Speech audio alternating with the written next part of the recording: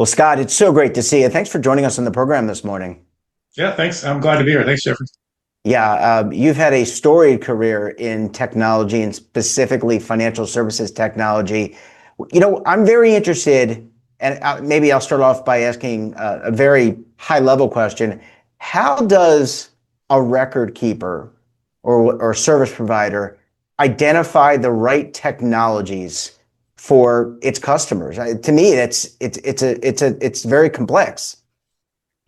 Well, you think about this. If you're a record keeper, your record keeping software is your business, right? You can't really be in business without it, right? So it's essential to your business, right? And most of these firms are not building their own stuff. I mean, larger firms are building their own technology, but that's sort of going away too. It's hard to build a record keeping solution, and there's some out there that basically, they work. They account for things. They account for the micro penny. Um, and the reality is so it's essential to your business to have it, right?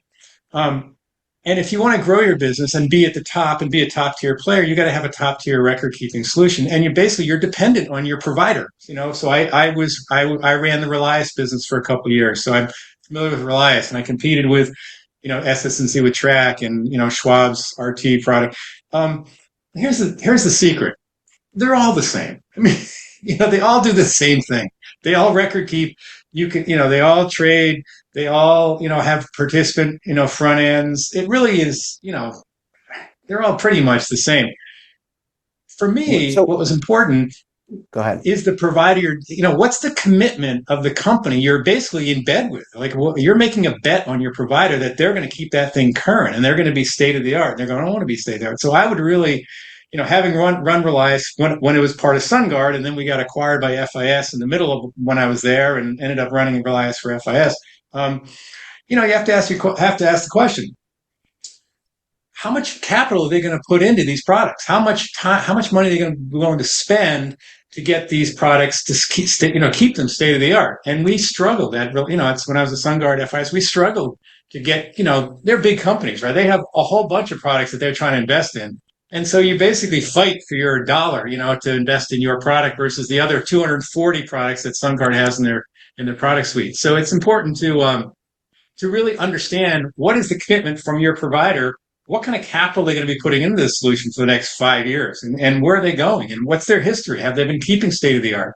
When I got to run Relias, people were not that happy because the front end had been kind of gotten stale. Well, we got some money and we actually reinvested in Relias's front end, and then we brought statements in house. We did some cool stuff, but that's the number one question I want to know, because whether it's A, B, or C, they all do the same thing. In reality, they all do the same thing. So, Scott, it's all about the commitment. Let's talk about, you mentioned some of the developing technologies. Certainly the big buzzword in our industry, yours and mine, is artificial intelligence. A lot of companies are embedding that into their base record keeping platform. But how do you decide whether or not to go out and develop it yourself or to acquire another company in order to bring it in? Because that's a big decision. Either way, that's a big commitment to buy or to develop. That's a good question. I mean, it depends on what record keepers you're talking about. I think most of the smaller record keepers, they're not going to have the money to do this on their own. They're going to need to basically take what's available in the marketplace. If you're a large company or Fidelity or, some of the larger ones, Empower, maybe you've got the capital to build your own, AI tools. But I think we're in the infancy of AI. We don't really know where it's going to go and who's going to be the players to survive and whether they're going to care about what we do. I think I did a consulting assignment last year, actually, in the pharmaceutical area, and there was some very cool stuff going on with AI companies building AI tools for specific, like for mental health. You could literally call an 800 number if you were having a mental health crisis, and you could talk to somebody who you thought was real. And it was a complete AI bot that was asking you questions about how are you feeling? Are you feeling suicidal? Like all that stuff. And you could say, well, that's the last person I'd want to talk to if I'm having a mental health crisis. But the reality is trying to get a mental health counselor at 2 a.m. if you're having a crisis is not so easy, right? And do you want to go to the emergency room? So, that's a product that was built in that industry to be very specific to that particular mental health industry for sort of a real-time kind of emergency care kind of thing.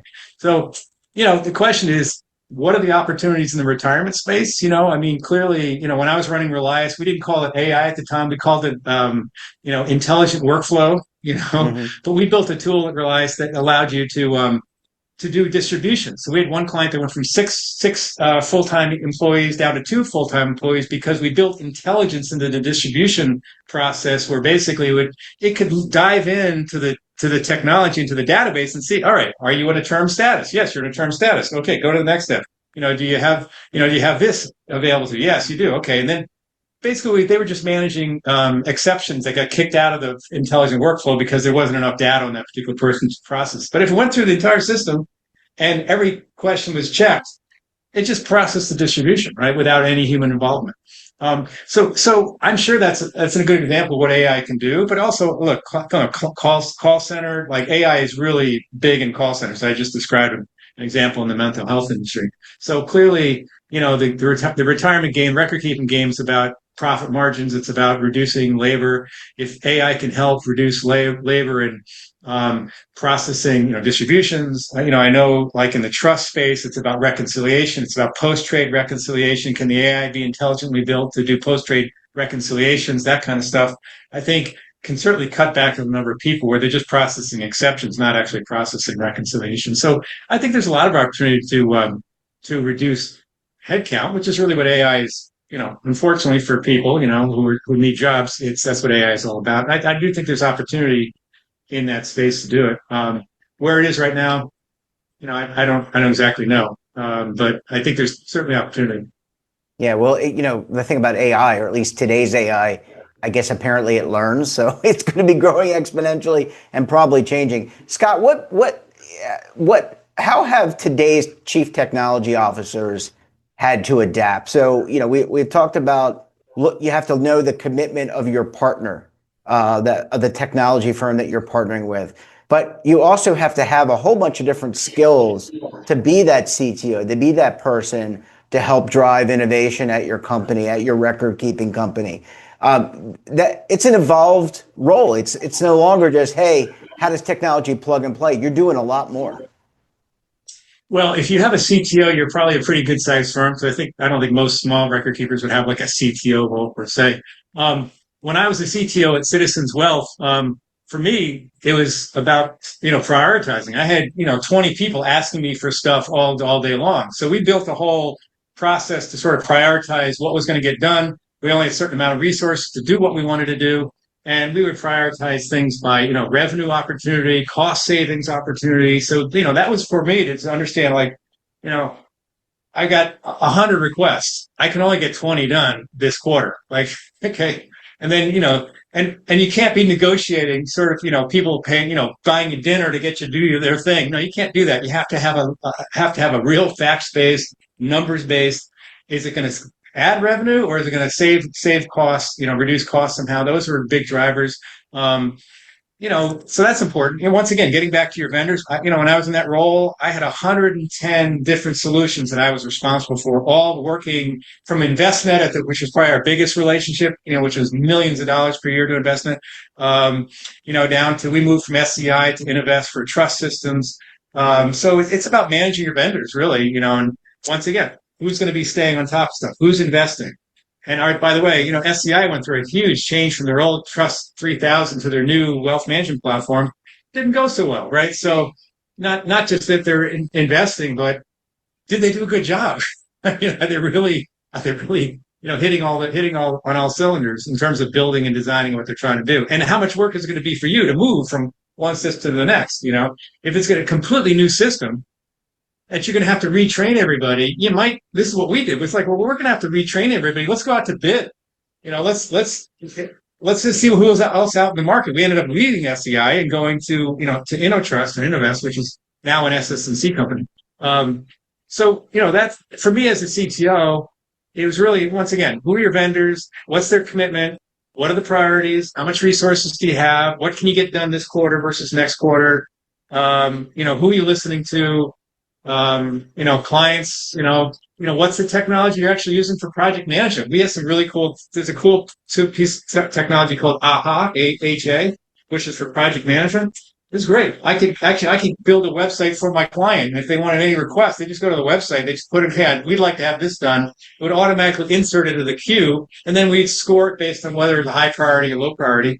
And then we would basically run our scrum teams based on what was coming out of those priorities, basically coming out of AHA. Nice piece of technology, actually. We really enjoy using Yeah, the only aha I know is the song "Take on Me." Anyway, and I know you're a musician because I can see the. I don't know why I brought that up, but I can see the guitars behind you. Last question. We've got about 2 minutes left. Let me ask you about consolidation. So we just the day we're doing this conversation, there was an announced merger between two big insurance companies merging together. So we continue to see consolidation in the retirement industry. What does that mean long term for things like technology? Do you get the best of both worlds when you bring those two companies together? There's one less retirement company out there now. Well, that was kind of a nightmare as a vendor because you're losing clients, right? You're watching your client base drain away just through mergers, right? And also if they have two different solutions, like if they're using Relias in one division and the other business is using Track, they're going to make a decision. Let's hope they make the right one for you. So that's not always a great thing for the vendors. From the provider point of view, yeah, you've got, it's also complicated because now you've got I've actually been asked, talking to a firm about coming in to be a project manager for two banks that have merged, and they have two different trust departments. And one's on one FIS trust system, the other's on another FIS trust system, which I used to run both those businesses. So they're talking to me, I have some knowledge about them, about what would be the best system to be on. And my answer might be go to a different company. I don't, but there's complexity in that, right? So it gets complex. Like one bank has a huge trust department, right? On one system. Another bank has a smaller trust system on another system. Well, who's got the better operation? About the people, who's got a better team, and they know that one system. And maybe it's not the best system, but they know it, and getting them to change is going to be difficult. Obviously you've got to do a migration from one system to the other. Hopefully your vendor will help you do that. So there's a lot in those. When I was at Citizens and the CTO at Citizens, we acquired a registered investment advisory firm, and we took probably 2 years to basically integrate that RIA into the Citizens infrastructure, from the most basic like email, right, to like secure. Like a small IRA doesn't have as high security as a massive bank, right? So we found they were using a piece of software that was coming out of Moscow, and they're like, "Oh, it's great." I was like, "Okay, that's great, but Citizens can't have a vendor that's based in Moscow. It's just not going to go well, right?" So Yeah, I can't see we the had to get State them. Department's.